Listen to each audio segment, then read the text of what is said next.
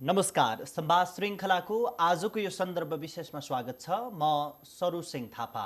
आजको संवाद श्रृङ्खलामा हामी विश्लेषक अरुण कुमार सुवेदीसँग संवाद गर्दैछौँ। मूलत उहाँसँग नेपालको अहिले तरल अवस्थामा रहेको नेपालको राजनीति हुँदै घरेलु राजनीतिबाट केही जुन वैदेशिक राजनीतिसम्म र जुन त्यो अन्तर्राष्ट्रिय राजनीतिले नेपालको राजनीतिमा पारेका प्रभावहरूको विषयमा पनि हामी संवाद गर्ने प्रयत्न गर्दैछौँ। स्वागत छ सर।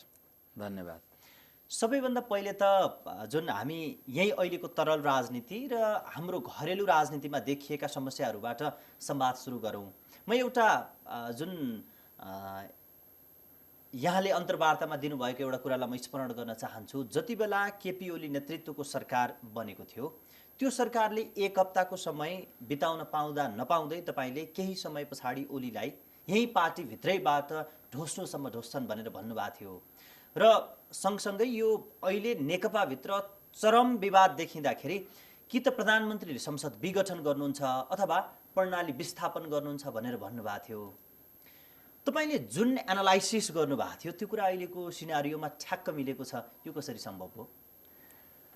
होइन, विश्लेषण भनेको का निश्चित आधारहरू हुन्छन्। एक त नेपालको भू राजनीतिक अवस्थिति बुझ्नै पर्छ र मेरा जति विश्लेषणहरू छन् नेपालको भू राजनीतिक यथार्थ र नेपालको आर्थिक बाध्यता र नेपालको सामरिक महत्त्व, यी तीनटा कुरालाई राम्ररी बुझेर हैन तटस्थ बिन्दुमा बसेर बुझ्न सकिएन र कसैको पक्ष पोषण गर्दाखेरि आफूलाई भावनात्मक आनन्द आउँछ भनेर बोल्न थालियो भने कुरा मिल्दैनन्। तर तटस्थ बिन्दुमा भएर यी तीनटा कुरालाई को समझका साथ अनि आन्तरिक राजनीतिका व्यक्तिहरू र घटनाहरूलाई विश्लेषण गर्न थालियो भने कुराहरू मिल्दछन्।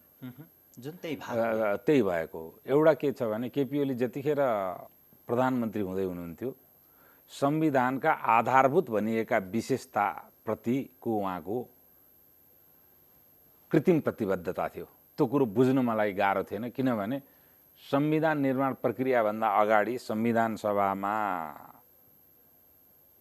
जतिखेर दोस्रो संविधान सभा हुँदाखेरि र त्योभन्दा अगाडि पनि यसका विवादास्पद विषयवस्तु र खास गरिकन नेपालको पहिचानमाथि धावा बोल्ने विषयवस्तुहरू र नेपालको चाहिँ सार्वभौमिक अखण्डतालाई चुनौती दिने विषयवस्तुहरू त्यहाँ समाविष्ट हुनु हुँदैन भनेर मैले पनि धेरै समूहमा पनि कहिलेकाहीँ एक्लै अथवा दुक्लै पनि वर्तमान प्रधानमन्त्रीजीलाई भेटेको, उहाँलाई लामो समयदेखि उहाँको स्वभाव बुझेको र उहाँ जुन शक्तिसित गठजोड गर्दै हुनुहुन्थ्यो र एकताको अध्यायसम्म पछि पुग्यो, आज त्यो फेरि फुटेको छ, विभाजनसम्म पुगेको छ। कुन शक्तिसित उहाँ अगाडि बढ्दै हुनुहुन्छ भन्ने कुरो मैले राम्ररी बुझेको थिएँ। दोस्रो, तेस्रो, नेपालको भू राजनीतिक यथार्थ र आर्थिक बाध्यताको बावजुद कुन न्यारेटिभबाट उहाँ पपुलर भएर निर्वाचित हुनुभएको छ भन्ने कुरा पनि बुझेको थिएँ। यो तीनटा आधारलाई राख्दाखेरि उहाँको चाहिँ परिस्थिति, राजनीतिक स्थिति अबका दिनमा सरल छैन र यस तीनटै कारणले उहाँलाई धुस्नु बनाउने खेल अब उत्कर्षमा पुग्छ भनेर मैले प्रेडिक्सन गरिदिएको थिएँ एउटा। तर अहिले उहाँ मैले जुन किसिमले भनेको थिएँ त्योभन्दा अलिकति भिन्न परिस्थिति चाहिँ भएको छ। उहाँले कतिपय मुद्दामा आफूलाई युटर्नमा पार्नुभयो र आफ्नो पोलिटिकल पोजिसन जसरी गिर्न सक्ने सम्भावना थियो त्यसबाट आफूलाई बचाउनु भएको छ। उहाँले केही मुद्दाहरूमा, केही वैदेशिक सम्बन्धहरूमा हैन उहाँले आफूलाई पुनरावलोकन गर्नुभएको छ। त्यो भनेको भारतसँग बिग्रेको सम्बन्धलाई चाहिँ उहाँले सुधार गर्नुभयो भन्नु खोज्दै हुनुहुन्छ? उहाँले पुनरावलोकन गर्नुभयो। भारत पनि अब नो अप्सन ट्र्यापमा पर्यो। यीकै शक्तिशाली नेताहरूसँगै सम्बन्ध सुधार्न बाहेक उसको पनि विकल्प रहेन। तर अहिले आएर अब जुन परिघटना घट्या छ त्यो पनि घट्नुपर्ने स्थितिको बारेमा 2 दिन अगाडि मात्रै शुक्रबार मैले कुनै अर्को टेलिभिजनमा अन्तर्वार्तामा मैले भनेकै थिएँ। अब उहाँसित 2टा मात्रै विकल्प छ भनेर। एउटा आत्मसमर्पण गरेर राजीनामा गर्ने, अर्को प्रणाली विस्थापनको अध्यायमा प्रवेश गराउने मुलुकको राजनीतिलाई। उहाँले सम्भवतः अब प्रणाली विस्थापनको अध्यायमा नै मुलुकको राजनीतिलाई प्रवेश गराउनु भएको छ। यद्यपि उहाँहरू र उहाँका वरिपरिका व्यक्तिहरू त्यसको बारेमा मुखरित भएर बोलिराख्नु भएको छैन।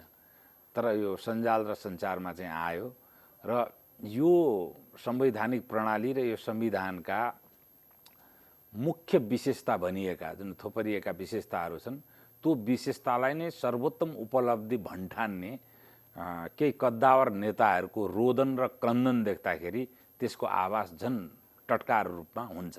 सर, यतातिर हामी संवाद गरौँला, तर अहिलेको जुन यो सिनारियोमा हाम्रो राजनीतिक परिघटनाहरू फेरबदल भएका छन्, तपाईँ त्यति सूचना राख्ने, त्यो सूचनालाई विश्लेषण गर्ने र प्रस्तुत गर्न सक्ने क्षमता भएको व्यक्तिले अहिले जति घटना भएका छन् अथवा चाहिँ ओली अहिले जुन पाटोमा हुनुहुन्छ त्यो राष्ट्रिय स्वार्थको आँखाबाट हेर्दाखेरि कति ठिक कति बेठिक देख्नुहुन्छ?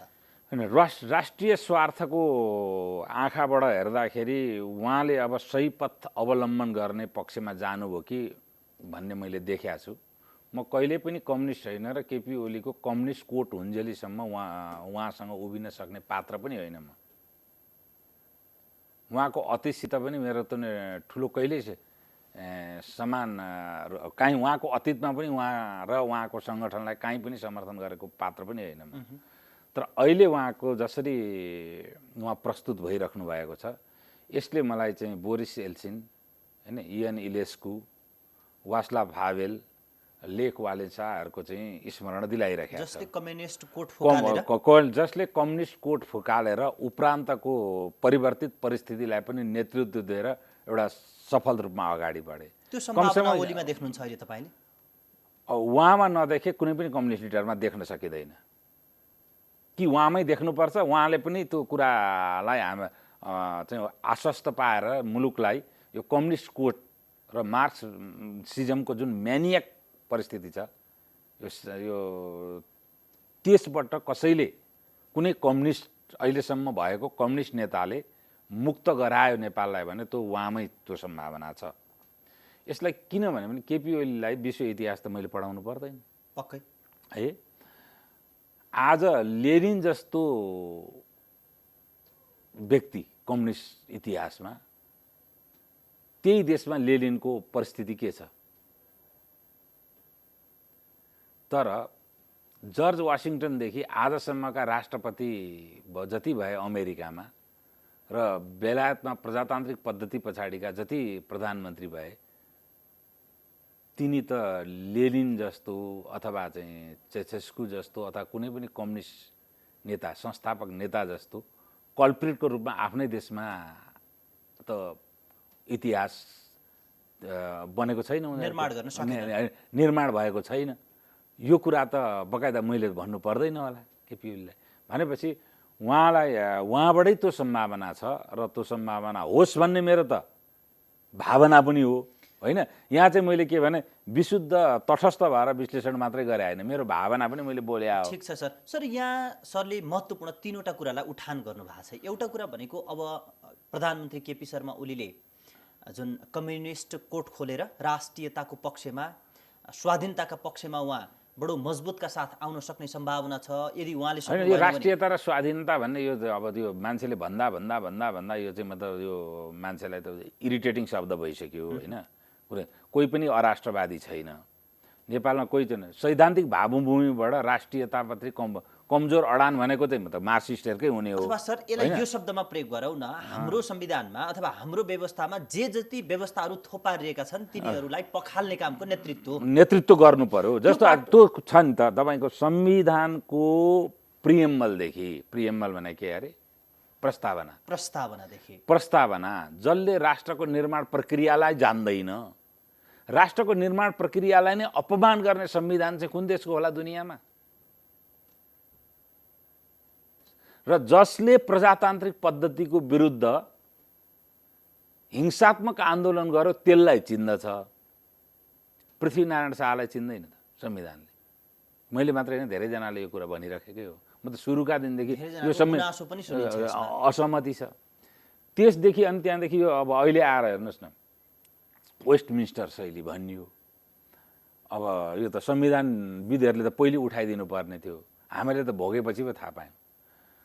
प्रधानमन्त्री बन्न नसक्ने, विश्वासको मत प्राप्त गर्न नसक्नेले चाहिँ विघटन गर्न पाउने, यत्रो ठुलो जनमत भएको, अरे त्यो पार्लियामेन्टमा यत्रो मत निर्माण भइसकेको, मलाई यो फ्रेस म्यान्डेट चाहियो भनेर जान चाहिँ नपाउने भनेर अहिलेको बहस सुरु भइरहेको छ। वेस्टमिन्स्टर शैली भनेपछि ए बाबा त कस्तो संविधान बनाएछौँ हामीहरूले भने नि, भनेपछि यो त के भने संसारका शाश्वत परम्परा चाहिँ गलत, नेपालको संविधान सही हुन सक्दैन। धर्मनिरपेक्षताको परिभाषा पनि त्यस्तै छ। हेर्नुहोस्, माथि धर्मनिरपेक्ष भन्यो, तल कन्ट्राडिक्टरी जस्टिफिकेसन दियो। कसैले नेपालको संविधानले गाईलाई उँट भनेर मतलब गाईलाई उँटको अरूले भन्दैनन्, गाईलाई काउ नै भन्छन् है। अनि यस्तो चाहिँ मतलब अब कन्ट्राडिक्टरी कुरो, कन्फ्लिक्टिङ कुरो, अनि नेपालीहरूको अस्तित्वलाई समाप्त पार्ने कुराहरू जुन को दस्तावेजीकरण गरियो त्यहाँ, त्यसप्रति अब केपी ओलीजीको त पहिलेदेखि असहमति त हो। मैले भनिहालेँ, कृत्रिम सहमतिका साथ उहाँ प्रधानमन्त्रीमा आउनुभएको थियो। अब अहिले आएर ती कुराहरू बाहिर आएका छन् र मलाई लाग्छ उपरान्त यो केपी ओलीजीलाई नेपालमा आफ्नो इतिहास निर्माण गर्ने सही समय आएको छ उहाँलाई। र अब देशले युटर्न एल्टर्न लिइसकेपछि जुन परिस्थिति निर्माण हुन्छ, त्यो परिस्थितिले प्रचण्डजीको इतिहासलाई महिमान्वित गर्ने छैन, महिमान्वित गर्ने छैन, यो पक्का हो। त्यसैले उहाँ बढी प्रताडित पनि देखिनु भएको छ। त मेरो त अब यो अहिले जुन कम्युनिस्ट भनेर जुन एउटा उहाँहरू उत्तेजित भएर लागिराख्नुहुन्छ भएको छ, त्यो नै उहाँको अतीतप्रति आत्मआलोचना गरेर त्यो कोट फ्यालेर उहाँ नै पनि आउने अध्याय भइसकेको छ।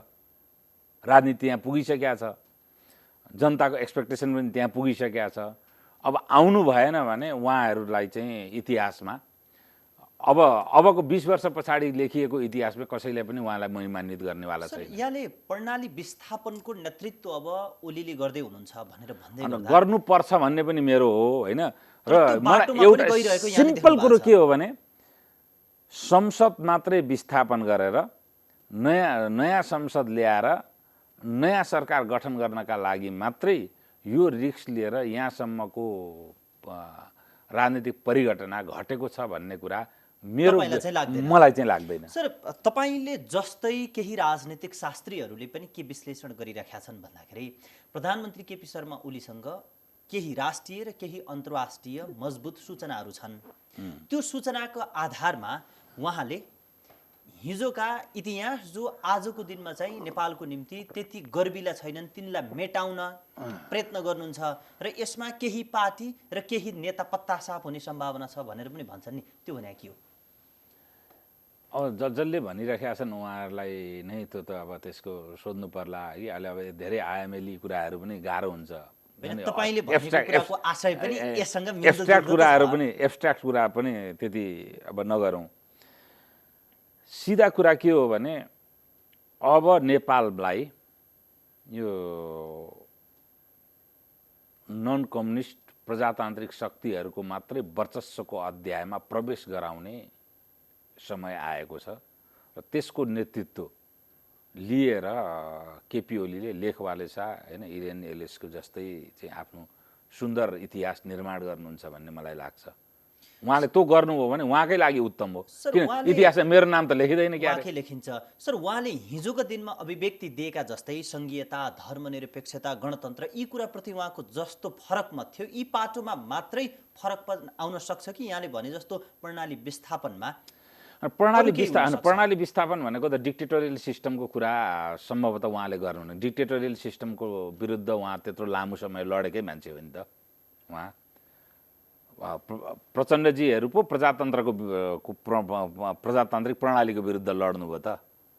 केपी ओलीले त डिक्टेटोरियल सिस्टम पञ्चायत विरुद्ध लड्या हो नि त।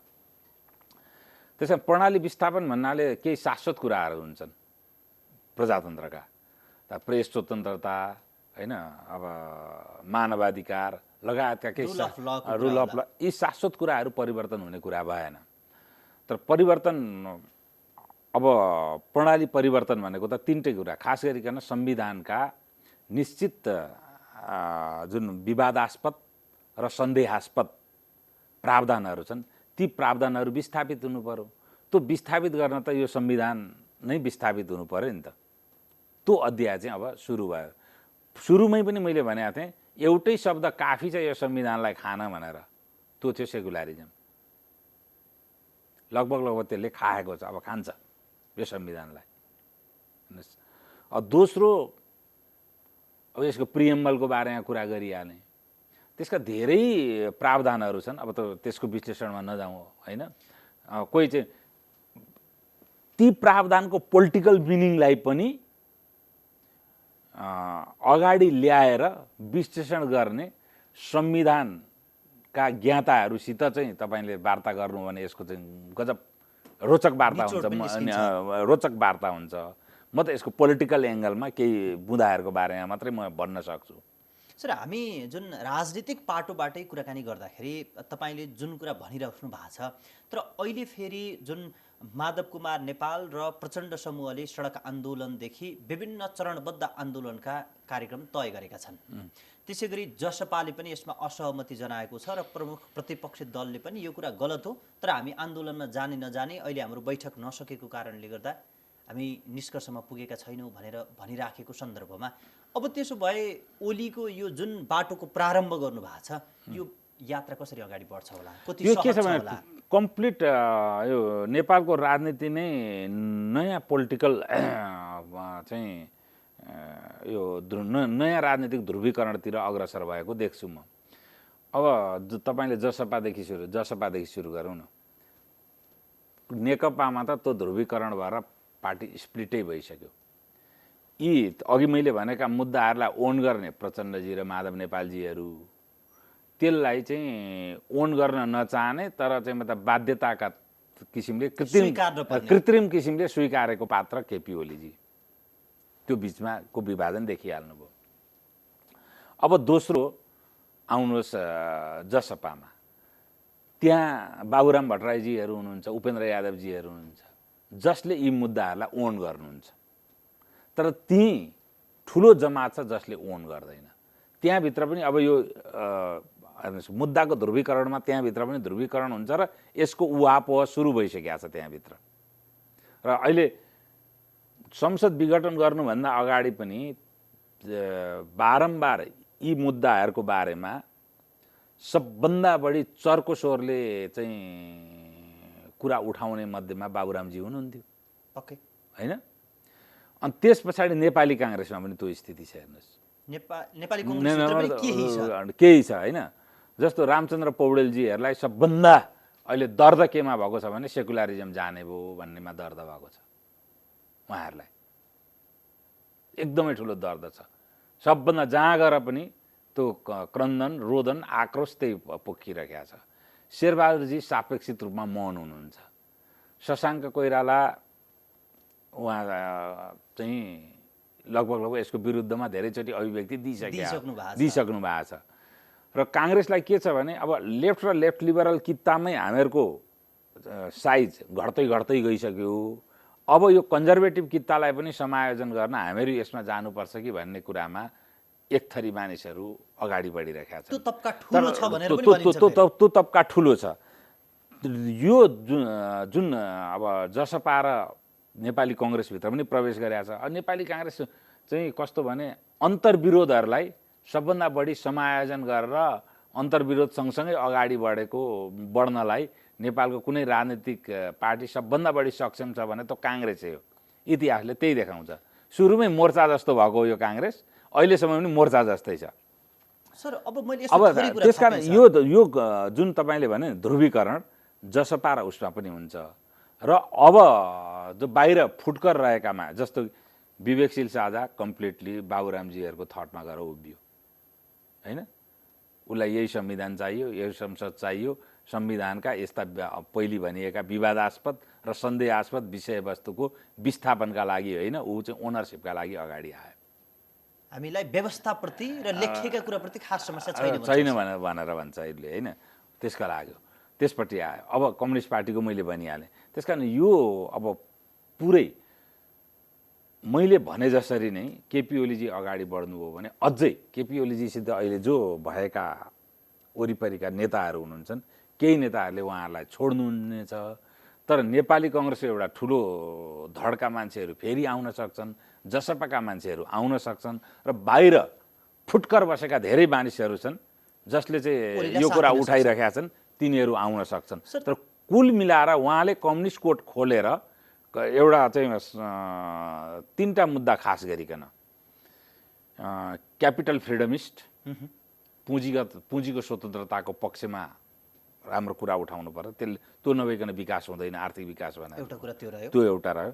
सांस्कृतिक राष्ट्रियता, यो दुईटा कुरालाई लिएर र अब कम्युनिस्टको बारेमा हामीले जति राजनीति गर्नु थियो गऱ्यौँ, यो इनफ इज इनफ भनेर आफूलाई नन कम्युनिस्ट र मोडरेट कन्जर्भेटिभ थटको उसमा लिएर आउनुभयो केपी ओलीले भने अबको उपरान्त हुने निर्वाचन र अब आउने संवैधानिक व्यवस्था जो होला त्यस्तो अन्तर्गतको निर्वाचनबाट पनि उहाँकै चाहिँ मतलब स्थिति सबल हुन अथवा नेतृत्व गर्ने सम्भावना तपाईँले उहाँकै देख्नुहुन्छ। सर त्यसो भए त तपाईँले जे भन्दै हुनुहुन्छ अहिले नेपाली कङ्ग्रेसभित्र पनि त्यो ध्रुवीकरण आउन सक्ने सम्भावना, जसपाभित्र पनि त्यो ध्रुवीकरण आउन सक्ने सम्भावना र नेकपामा त आइ नै सक्यो भने अब त्यसो भए यी दुईटा ध्रुवमा कित्ताकाट हुने र त्यो ध्रुवको नेतृत्व चाहिँ ओलीले लिने सम्भावना चाहिँ देखिन्छ। अब अहिले शेरबहादुरजीलाई पनि महासङ्कट छ। उहाँको अतीतले खास गरिकन पश्चिमले स्थापित गरेका एजेन्डाहरूलाई छोड्न सक्नुहुन्न। वर्तमानमा उहाँले ती एजेन्डालाई छोड्नु भएन भने उहाँको र नेपाली काङ्ग्रेसको सान्दर्भिकतामा ठुलो प्रश्न खडा भइरहेको छ। त्यसकारण यो ठुलो सङ्कट चाहिँ म त शेरबहादुरजीमा मात्रै देखिरहेको छु मैले। सर अहिलेको यो सिनारियो जसरी अब बन्दैछ, यसको यात्रा कसरी अगाडि बढ्दैछ भन्ने कुरामा पनि यहाँले एनालाइसिस गरिहाल्नुभयो। जुन ओलीले युटर्न लिनुभयो भन्ने कुरा जुन अघि थियो र अहिले कतिपय व्यक्तिले पनि यो घटनाक्रमसँग काहीँ न काहीँ भारतको साथ जोडिएको छ अथवा भारतको डिप्लोमेसीले काम गरिराखेको छ भनेर भन्छन्। यसमा चाहिँ कसरी विश्लेषण गर्ने होला? नेपालका कुनै पनि राजनीतिक परिघटनामा भारतको कुनै न कुनै भूमिका पहिलेदेखि भइआएको छ। अब पश्चिमको पनि भूमिका भइरहेको छ र अहिले अन्तिम अध्यायमा आएर चीनको भूमिका पनि खुला आयो होइन। त्यसले गर्दाखेरि भारतले यो संवैधानिक प्रावधानहरूलाई उसले पहिलेदेखि नै स्वीकार गरेको होइन। खास गरिकन मोदी त्यहाँ सत्तामा आएपछि धर्मनिरपेक्षताको विरुद्धकै मान्छे हुन् मोदी। त्यहाँ उनले परिवर्तन गराउने स्थिति थिएन। यद्यपि इन्दिरा गान्धीले जबरजस्ती पछि हालेको हो धर्मनिरपेक्षता। अम्बेडकरको संविधानमा धर्मनिरपेक्षता भन्ने शब्द थिएन त्यहाँ, पछि उनले नै जबरजस्ती गरे हो। त्यसकारण नेपाल चाहिँ धर्मनिरपेक्ष राष्ट्र नहोस् भन्ने कुरामा मोदी सजगै थिए पहिलेदेखि। तर त्यसमा भयङ्कर बिटर अध्याय आयो। फेरि त्यो दुर्भाग्य के हो भने धर्मनिरपेक्षताप्रति नै असहमति राख्ने केपी ओलीले त्यसको नेतृत्व गर्नुभयो कि त्यो बडो कन्ट्राडिक्टरी परिस्थिति आयो, विडम्बना आयो। र यसमा चाहिँ अब खास गरिकन धर्मनिरपेक्षताको पक्षधर भनेको पश्चिम युरोप हो। अमेरिकनहरूको त रणनीतिक चासो बढी हुने गर्छ। उनीहरू सफल भए भन्नु पर्यो यो कुरामा त्यतिखेर। तर अहिले आएर उनीहरूको अन्तर्राष्ट्रिय राजनीतिमा वर्चस्व एकदम कमजोर हुँदै गएको छ र कस्तो स्थिति आयो भने चीनको कारणले नेपालमा भारतको चाखलाई इन्डोर्स गर्नुपर्ने बाध्यतामा पश्चिम पुग्यो। भारतको चाखलाई इन्डोर्स गर्दाखेरि यो संविधानसित भारत सहमत छैन, यो त स्पष्ट कुरा छ।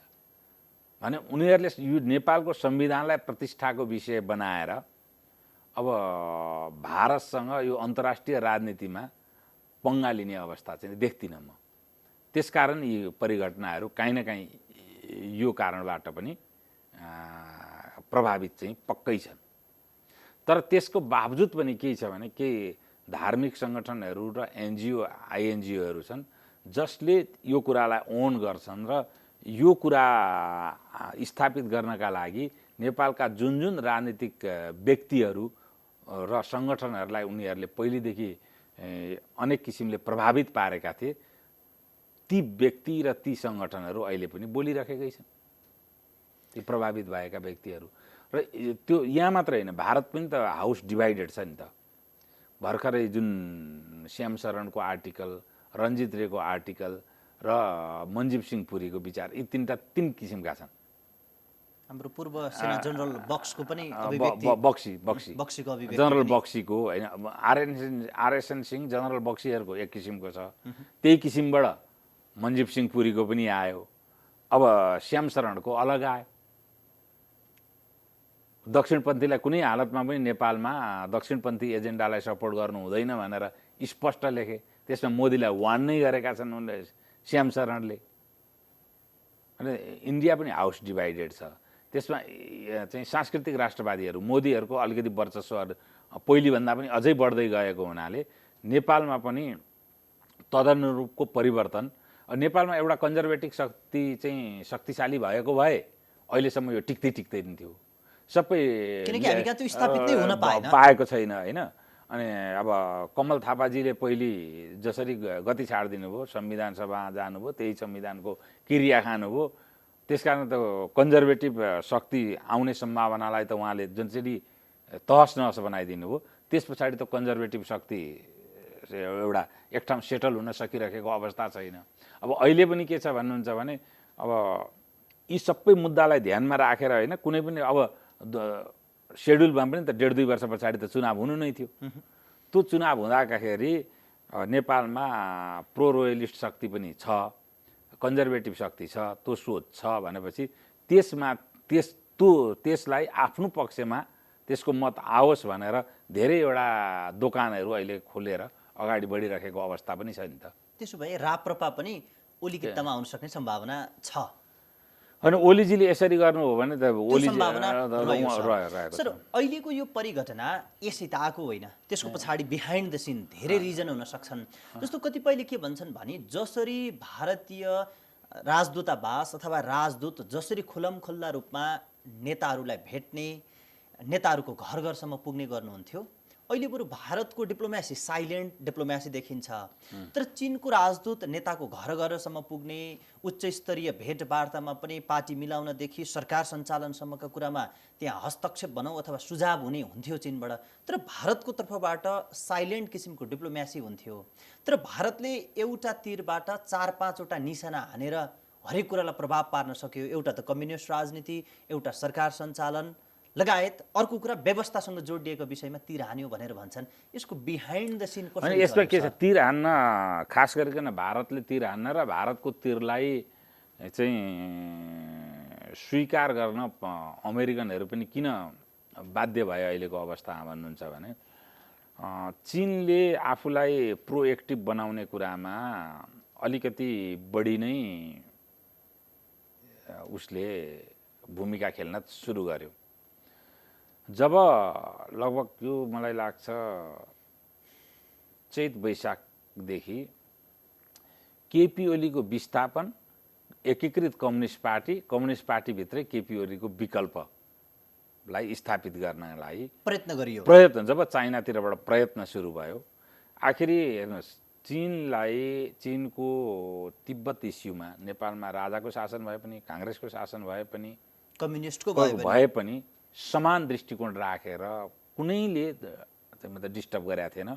फुटकर रूपमा एनजिओ अब डेमोक्रेटिक सोसाइटीमा हुन्छ। एउटा कुरा हामी गर्न सक्दैनथ्यौँ, जो तिब्बतका एसाइलम सिकर थिए मानवाधिकारको आधारमा एउटा डेमोक्रेटिक कन्ट्री भएको कारणले हामीले त्यसलाई सुपुर्दगी गर्न सक्दैनथ्यौँ। त्यो बाहेक त सबै उसको इन्ट्रेस्टलाई हामीले स्टेट लेभलमा हामीले त एकछिन नीतिमै अनि त्यो त हामीहरूले मात्र होइन, अमेरिका हेनरी किसिन्जरको शब्द हो यो, त्यही नीति हाम्रो पनि हो होइन होइन, शब्दै हेनरी किसिन्जरको त। अनि त्यति गर्दा गर्दै पनि जसरी ऊ चाहिँ यो एमसिसीको बारेमा अगाडि आयो, जसरी उसले चाहिँ नेपालमा दबावकारी भूमिका सुरु गर्यो र पार्टीको एउटा कुनै निश्चित पार्टीको आन्तरिक व्यवस्थापनमा समेत हस्तक्षेपकारी भूमिका सुरु गर्यो, प्रशिक्षण नै सुरु गर्यो, त्यसले गर्दाखेरि अब भारतको नेपाल चाहिँ सफ्ट भ्याली भनिन्छ। यो सामरिक शब्द हो। सफ्ट भ्याली भनेको पेटको चाहिँ मतलब अब पेटको सबैभन्दा कमजोर भाग भनौँ, कमजोर कडी। नेपालको भूबनोट यस्तो छ कि हरेक पोइन्टबाट भारत डिफेन्सिभ हुन्छ। त्यो अवस्थामा अब नेपालमा जुन प्रकारको न्यारेटिभहरू निर्माण हुन थाले, जुन प्रकारको गतिविधि चीन यहाँ बढ्न थाल्यो, त्यस पछाडि यो संसार चाहिँ भर्टिकल पोलराइजेसन पहिले भए चीन र भारतको बिचमा एउटा शिथिलीकरणको अध्याय भएको थियो, एकअर्काका एक्सचेन्जहरू पनि अगाडि बढाएका थिए।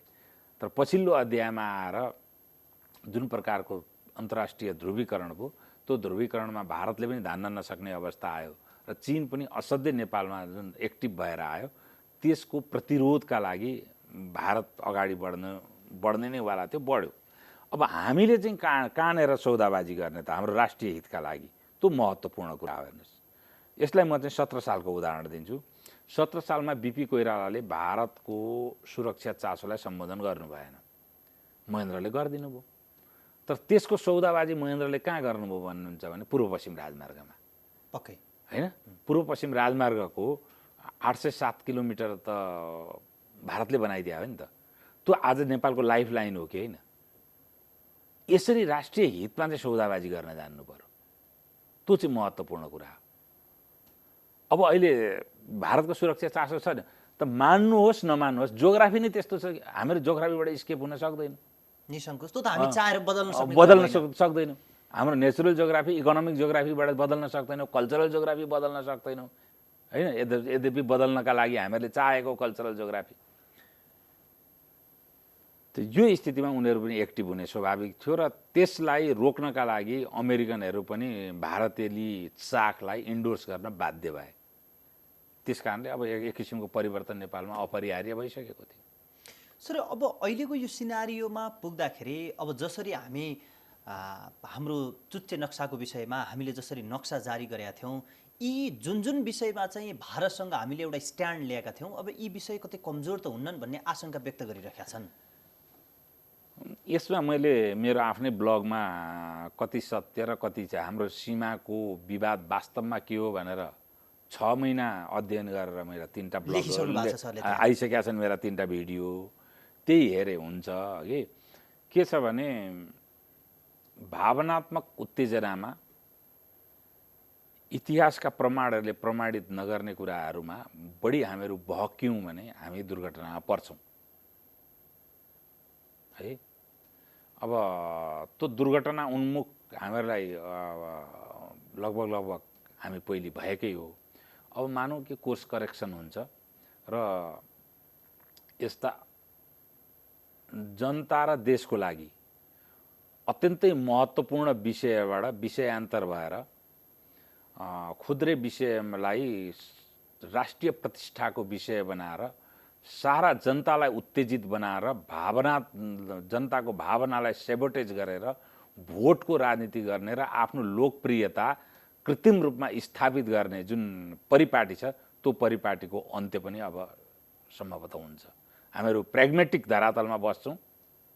हाम्रो जनता र देशको विकास, आर्थिक विकासलाई के गर्नुपर्छ त्योलाई केन्द्रबिन्दुमा राख्छौँ र अगाडि बढ्छौँ भन्ने मलाई लाग्छ। यो कुरा भावनामा मानिसहरूलाई बहक्याएर जनतालाई चिर दरिद्रताको अध्यायमा हामी प्रवेश गराउने अध्यायबाट अब अगाडि बढ्छौँ कि भन्ने सर, तर फेरि मलाई चाहिँ हिजोको दिनमा त फेरि तिनै विषयको चाहिँ तपाईँको जगमा राजनीति त फेरि केपी ओलीले गलत त्यही त भयो नि त, गलत त्यही भएर त गलत त्यही भयो। त्यतिखेर मैले केपी ओलीले यो चाहिँ गलत गर्नुभयो, यो हदसम्मको परिस्थिति ठिक होइन भनेर उहाँको अब भनेको। रियलाइजेसन हो ती विषयमा। संविधान विस्थापनको प्रक्रिया उहाँले अगाडि बढाउनु भयो भने त योभन्दा ठुलो रियलाइजेसन के हुन्छ? आखिर यही संविधानका अन्तर्वस्तुको कारणकोले नै यो कन्फ्लिक्ट भएको थियो। हामीलाई जति हित गर्ने भए पनि भारतलाई मन नपरेको विषयले नै हामीलाई हित गरे भने पनि हामीहरू स्ट्याटिस्टिक भएर यो भारतलाई मन परेको छैन, त्यसकारण हामीलाई जति हित नगरे पनि यही विषय राख्नुपर्छ भन्ने जुन भावना लामो समयदेखि, खास गरिकन अब रोयलिस्टले पनि त्यो गरे, साइलेन्टली काङ्ग्रेसले पनि केही हदसम्म गरेछ, त्यो कम्युनिस्टहरूको त स्कुलै त्यही भइहाल्यो होइन। त्यस कारण त्योबाट पार नभइकन हामी राजनीतिक स्थिरताबाट पनि जान सक्दैनौँ र हामी विकासमा पनि अगाडि बढ्न सक्दैनौँ। सर, अब जुन किसिमको पोलिटिक्समा पोलराइजेसन हुन्छ भनेर यहाँले भनिरहनु भएको छ, अब सरकारले जुन वैशाख 17 र 27 गते निर्वाचनको मिति पनि घोषणा गरिसकेको सन्दर्भ छ, यो त्यो समयसम्म चाहिँ यो पोलराइजेसन हुने कति पर्याप्त समय होला त फेरि? यो अब होइन, चुनाव अब प्रधानमन्त्रीले र वर्तमान प्रणालीले लाई मात्रै ध्यानमा दिने हो भने त यसलाई मैले संवैधानिक चुनौती अथवा कानुनी चुनौती दिन मिलेन, फेरि सर्वोच्च अदालतमा विचाराधीन अवस्थामा छ। तर राजनैतिक कुरो गर्नुहुन्छ भने वैशाखमा चुनाव हुने परिस्थिति कमजोर देख्छु म। र यो अघि मैले भने नि त, अर्को संसद ल्याएर अर्को सरकार गठन गर्नका लागि मात्रै यो रिस्क केपी ओलीले लिनुभएको रहेछ भने उहाँ र त्यही अवस्थामा लिएर जानुभयो भने उहाँलाई एउटा नेपालको प्रतिक्रियात्मक नेता बाहेक मैले कुनै पनि टिप्पणी विशेषण दिन सक्दिनँ। इतिहासको रूपमा लिन सकिन्छ प्रतिक्रियात्मक नेता पक्कै है, त्योभन्दा अरू छैन। उहाँले अघि मैले भने जस्तो प्रणाली विस्थापनको प्रक्रियामा एकदमै चाहिँ म त खुट्टा नकमाई उभिनै पर्छ। यति गरिसकेपछि त्यो रिस्क लिनै पर्छ। त्यसो त त्यसका लागि केही समय लाग्छ र त्यो समयमा जुन घोषित मितिमा चुनाव हुने सम्भावना चाहिँ कम देखिन्छ, कमजोर छ। सर, अब हामी अहिले जुन व्यवस्थापकीय कारणले पनि कमजोर छ। ठिक छ सर, जस्तो अहिले हामी जुन धरातलमा टेकेका छौँ, हाम्रो सामरिक महत्त्व जुन किसिमको छ, अहिलेको समयमा त जसरी एमसिसीको कुरा पनि सत्तारूढ पार्टीभित्र एउटा ठुलो बहसको विषय बनिरहेको थियो, यता बिआरआईको कुरा छ, उता भारत र नेपालको त त्यो भौगोलिक हिसाबले पनि हामी कस्तो अवस्थामा छौँ भन्ने विषयमा जानकार छौँ, र उता अमेरिका र भारत रक्षा परराष्ट्रको विषयमा सूचना आदान प्रदान गर्ने, स्रोत आदान प्रदान गर्ने। भारत त अब अमेरिकाको गैर न्याटो सबभन्दा ठुलो स्ट्राटेजिक पार्टनर भइसकेको अवस्था हो। सर, यी विविध पाटोले हेर्दाखेरि चाहिँ आजको दिनमा अब हाम्रो जुन रणनीति कस्तो हुनुपर्छ, यसलाई व्यवस्थापन गर्नको निम्ति कति सहज देख्नुहुन्छ सर? अब हामी चाहिँ कुनै पनि हेर्नुहोस्, कूटनीति, राजनीति, युद्ध, यसमा भावनाले काम गर्दैन। यसले दुईटा शब्द मात्रै बुझ्छ, लाभ र हानि, त्योभन्दा अरू बुझ्दैन। त्यसकारण राष्ट्रका लागि र जनताका लागि लाभ हानि बाहेक तेस्रो भावनात्मक विषय हामीहरूले यस बिचमा राख्नु हुँदैन। यसका के आधारहरू छन्? हामीहरूको अहिलेसम्मको सबभन्दा ठुलो आर्थिक सम्बन्ध कुन कुन देशसित छ? एक, हाम्रो डायस्पोरिक इन्ट्रेस्ट कुन कुन देशसित गाँसिएको छ? गल्फदेखि लिएर दक्षिण कोरियादेखि लिएर जापानदेखि लिएर अमेरिकासम्म डायस्पोरिक इन्ट्रेस्ट कहाँ कहाँ गाँसिएको छ? यो अर्को महत्त्वपूर्ण हो। त रेमिटेन्सबाट धानिएको देशले यो इन्ट्रेस्टलाई अगाडि राखेन भने के हालत हुन्छ? दुर्घटना त निम्तिन्छ। यो दुईटा पक्ष भयो। तेस्रो, हाम्रो चाहिँ अब नेचुरल जोग्राफीको कुरो, भूराजनैतिक अवस्थितिको कुरो गरिहालेँ। अनि हाम्रो नेचुरल रिसोर्सेसको चाहिँ मतलब एउटा त्यसको पनि स्वाभाविक साझेदारी कहाँ हुन सक्छ? समृद्धिको लागि नेचुरल रिसोर्सेस त हार्नेस गर्नै पर्छ होला। एउटा चिरन्तन कारमा अब अरबले आफ्नो तेललाई राष्ट्रियताको मानक मानेर तेल नबेचेको भए के हुन्थ्यो हालत? त्यसकारण हाम्रो प्राकृतिक स्रोतहरूलाई पनि त समृद्धिको लागि त हार्नेस गर्नै पर्छ। त्यो अर्को के छ भने हाम्रोलाई सभ्यताले दिएका जुन धरोहर छ त्यसको बजारीकरण पनि त हाम्रो समृद्धिको महत्त्वपूर्ण आधार हो। त्यसको सबभन्दा ठुलो बजार कहाँ कहाँ छ, यी सबै कुरालाई मध्यनजर गरेर हामीले अब सन्तुलनको अध्याय गइसक्यो संसारमा। भर्टिकल पोलराइजेसनको अध्यायमा हामीले आफ्नो पोल निर्धारण गर्नुपर्छ। अब सन्तुलनमा हामी बस्नै सक्दैनौँ। जति सन्तुलनमा बस्छौँ भन्छौँ हामी, उति हामीहरूले चाहिँ मतलब अस्थिरता र दुर्घटनाहरू बिहोर्नु पर्ने हुन्छ। अब र चीनको कुरो, चीनसित हामीहरूको अहिले दुईटा कुरा मात्रै तपाईँलाई भन्छु। अब धेरै कुरा छन्, अब धेरै ठाउँ मैले बोलि पनि सकेको छु। एउटा, हामी तिब्बतको मामलामा पूर्ववत नीतिमा हामी रहन्छौँ, यथावत रहनु पर्यो। तर त्यहाँबाट एसाइलम सिकर भएर यहाँ आएका व्यक्तिहरूलाई एउटा डेमोक्रेटिक कन्ट्रीले सुपुर्दगी गर्न सक्दैन। जङ्गबहादुरले त चाहिँ लखनऊकी महारानीलाई सुपुर्दगी गर भनेर अङ्ग्रेजले भन्दाखेरि शरणको मरण गर्दैनौँ भनेर भने अहिलेको चाहिँ मतलब डेमोक्रेटिक मतलब यत्रो ह्युमन राइट्सको कुरा गर्नेले त्यो गर्न सक्दैन। एक। दोस्रो कुरो, अब त्यसकारण यसलाई क्लियर, हामी तिम्रो सिन्जियाङलाई डिस्टर्ब गर्ने कुनै आउटफिट छ त्यसलाई यहाँ हामीहरू स्थान दिनौँ, ठाउँ दिन्नौँ। तिब्बतमा डिस्टर्ब गराउँदैनौँ, मामला सब खतम। दोस्रो, बिआरआईको कुरो जुन उठिरहेको छ, बिआरआई भनेको नेपाल आफैमा ठुलो बजार होइन। बिआरआई अन्तर्गत जुन इन्फ्रास्ट्रक्चर नेपालसित जोड्ने भन्ने कुरा हो। भारत र चीन ठुला बजार जोडिने क्रममा नेपाल बिचको पनि नेपाललाई नछोड भन्ने हाम्रो स्ट्यान्ड हो। मैले 2008मा बिआरआई आउनुभन्दा पहिलेदेखि लेखेको कुरा हो, मेरो पुस्तकमै दर्ज छ यो। र दुईटा ठुला बजार र दुईटा ठुला सभ्यताहरू जो परम्परागत रूपमा कन्फ्लिक्टिङ सिभिलाइजेसन होइन, सिभिलाइजेसनको क्ल्यासमा कहिल्यै उल्झेको सभ्यता होइन चीन र भारत। यिनीहरू सहअस्तित्वमा रहेका सभ्यताहरू हुन्। चीनमा मार्क्सवादी शासन आएपछि, कम्युनिस्ट आएपछि मात्रै कन्फ्लिक्टको अध्यायमा गएका हुन्। त्यसकारण यी दुईटा ठुला बजारहरू, यी दुईटा सभ्यताहरू जोडिने क्रममा हामीहरूलाई बिचमा जोड। तिमीहरूले हामीहरूलाई जोड्दाखेरि एउटा जोडिन खोज्दा अर्काले को लागि कन्फ्लिक्टिङ सिचुएसन भयो भने हामी धान्न सक्दैनौँ। त्यसकारण बिआरआईमा चीनले हामीलाई कुनै परियोजना प्रस्ताव गर्छ भने पहिले भारतसित जोड्यो, भारतलाई रेडी गराऊ तिमी। हाम्रो आपूर्ति प्रणाली त्यता छ। भारतसित रिस उठ्यो भनेर तिब्बतका नाकाहरूको उचाइ हामीहरू घटाउन सक्दैनौँ, पासहरूको उचाइ। र चाइनिज बन्दरगाहलाई तानेर यता पनि ल्याउन सक्दैनौँ। You can't change the geography. त्यो भौगोलिक बनावटलाई परिवर्तन गर्न सक्दैन, रहेन। त्यसकारण यो हाम्रो बाध्यता, प्राकृतिक बाध्यतालाई बुझेर हामीहरूले रणनीति बनाउनुपर्छ। चाइनासित दुईटै कुरा मात्रै हो हामीहरूको। अघि भने तिब्बतमा हामी डिस्टर्ब गर्दैनौँ, सिन्जियाङ र तिब्बतमा।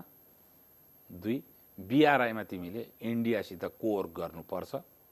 तिम्रो नीति पनि चाइना प्लस इन्डिया प्लस 1 भने हो।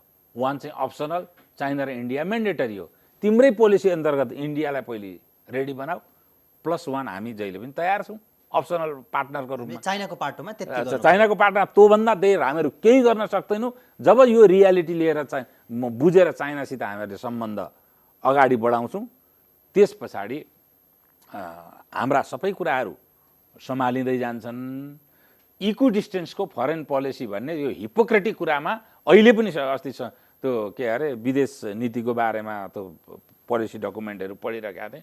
यो हिपोक्रेटिक कुराहरूमा हामीहरू अगाडि बढ्यौँ भने निरन्तर दुर्घटना हामीहरू यो जुन अहिलेसम्मको अस्थिरता दुर्घटनाको अध्याय हामीहरूले पार गर्दैछौँ आजसम्म, त्यसको निरन्तरता बाहेक केही पनि हुन्न। सर, म कार्यक्रमको अत्यन्त अन्त्यमा छु। एउटा प्रश्न सोध्छु, त्यसको छोटकरीमा जवाफ दिनुहोस् अनि कार्यक्रमको बिट मारौँ।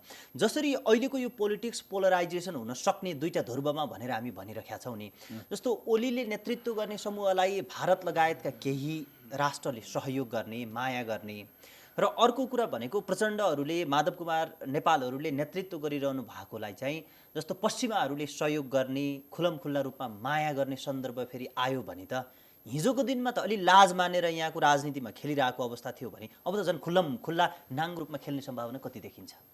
अहिलेको अध्यायमा जुन ग्लोबल पोलराइजेसन अन्तर्गत भारत र पश्चिम अलग अलग स्थितिमा जाने सम्भावना कमजोर हुँदै गएको छ। त बाध्यात्मक रूपमा उनीहरूले चाहिँ एक ठाउँमा आउनै पर्ने स्थिति छ। अबको कन्फ्लिक्ट भनेको चीन भर्सेस वेस्ट र भारतको हुन्छ। त्यो स्थितिमा चाहिँ तपाईँले भने जस्तो प्रचण्डजीहरूलाई उपयोग गर्ने भनेको चाहिँ चीनले नै आफू परस्त शक्ति भनेर उपयोग गर्न सक्छ। पश्चिमबाट उहाँहरू बिस्तारै बिस्तारै अब टाढिँदै जानुहुन्छ। उहाँहरूले के छ भने उहाँको प्रयोजन पनि सकियो होला सायद, किन यहाँको सांस्कृतिक परम्परालाई तहस नहस गरिदिने विचलन ल्याउने काम उहाँहरूले गरिहाल्नुभयो। त्यो विचलित सांस्कृतिक परम्परामा पराय संस्कृतिको जसरी खेतीपाती हुन्छ उदय भयो, त्यो काम पनि सम्पन्न भइहाल्यो।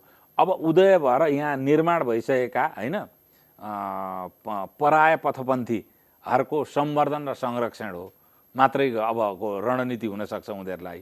त्यसकारण अब प्रचण्डजीहरूको प्रयोजन पश्चिमका लागि पनि लगभग सकेको हुनाले नै टेक्ने समाउने नभएर उहाँ चाहिँ त बढी उत्तरापन्थी हुँदै हिँड्नु भएको हो कि जस्तो पनि देखिन्छ।